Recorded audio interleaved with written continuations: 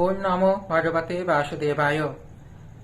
এই চ্যানেলটিতে আমরা শ্রীমদ্ ভগবদ গীতার প্রতিটি অধ্যায়ের আলোচনা করেছি। আজ আমরা শ্রী শঙ্করাচার্য প্রণীত গীতা মাহাত্ম্য আলোচনা করব। গীতা শাস্ত্র মিদং পুণ্যং য পাঠেত প্রচত উপমান বিষ্ণু পদম অবাপ্নোতি ভয় শকাদি বর্জিত। শ্রীমদ্ ভগবদ গীতার নির্দেশকে যথাযথভাবে অনুসরণ করতে পারলে অতি সহজেই সমস্ত ভয় ও উদ্বেগ থেকে মুক্ত হওয়া যায়। এই জীবনে ভয় ও শোকাদি বর্জিত হয়ে পরবর্তী জীবনে চিন্ময় স্বরূপ অর্জন করা যায়। গীতাধ্যায়ন শীলস্য প্রাণায়াম পরস্য চ নৈব সন্তি হি পাপানি পূর্বজন্ম কৃতানি চ। কেউ যদি আন্তরিকভাবে এবং অত্যন্ত গুরুত্ব সহকারে ভগবদ্গীতা পাঠ করে তাহলে ভগবানের করুণায় তার অতীতের সমস্ত পাপ কর্মের ফল তাকে প্রভাবিত করতে পারে না। মলিনে মোচনং পুংসাং জল স্নানং দিনে দিনে সকৃদ গীতামৃত স্নানং সংসারমল নাশনম। প্রতিদিন জলে স্নান করে মানুষ নিজেকে পরিচ্ছন্ন করতে পারে, কিন্তু কেউ যদি ভগবদ্গীতার গঙ্গা জলে একটিবারও স্নান করে তাহলে তার জড় জীবনের মলিনতা একেবারেই বিনষ্ট হয়ে যায়। গীতা সুজিতা কর্তব্যা কিমন্ময় শাস্ত্র বিস্তরই যা স্বয়ং পদ্মনাভস্য মূত পদ্মাৎ বিনিষ্ঠিতা। যেহেতু ভগবদ্গীতার বাণী স্বয়ং পরম পুরুষোত্তম ভগবানের মুখনিষ্ঠিত বাণী, তাই এই গ্রন্থ পাঠ করলে আর অন্য কোনো বৈদিক সাহিত্য পড়বার দরকার হয় না।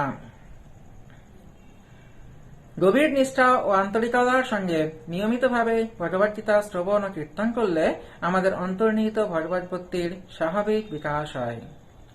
ভারতামৃত সর্বস্বং বিষ্ণুপত্রাৎ বিনিষ্ঠিতম গীতা গঙ্গ উদোটন পিত্তা পুনর্জন্ম ন বিদ্যতে। গঙ্গাজল পান করলে অবধারিতভাবে মুক্তি পাওয়া যায়, আর যিনি ভগবদ্গীতার পূর্ণ পীযুষ পান করেছেন তার কথা আর কি বলার আছে। ভগবদ্গীতা হচ্ছে মহাভারতের অমৃত রস, যা আদি বিষ্ণু ভগবান শ্রীকৃষ্ণ নিজেই বলে গেছেন। ভগবদ্গীতা পরম পুরুষোত্তম ভগবান শ্রীকৃষ্ণের মুখ নিষ্ঠিত, আর গঙ্গা ভগবানের চরণ পদ্ম থেকে উদ্ভূত বলে উল্লেখ করা আছে। ভগবানের মুখ ও পায়ের মধ্যে অবশ্য কোনো পার্থক্য নেই, তবে আমাদের এটি বুঝতে অসুবিধা হয় না যে ভগবদ্গীতার গুরুত্ব গঙ্গার চেয়েও বেশি। সর্বোপনিষদোপালনন্দন পার্থবৎস সুধীর্ভোত্তা দুর্ধন গীতামৃতং মহৎ। এই গীতোপনিষদ ভগবদ্গীতা সমস্ত উপনিষদের সারাধিসার এবং তার ঠিক একটি গাভীর মতো, এবং রাখাল বালক রূপে প্রসিদ্ধ ভগবান শ্রীকৃষ্ণই এই গাভীকে দহন করেছেন। অর্জুন যেন গোবৎসের মতো এবং জ্ঞানীগুণী ও শুদ্ধ ভক্তরাই ভগবদ্গীতার সেই অমৃতময় দুগ্ধ পান করে থাকেন।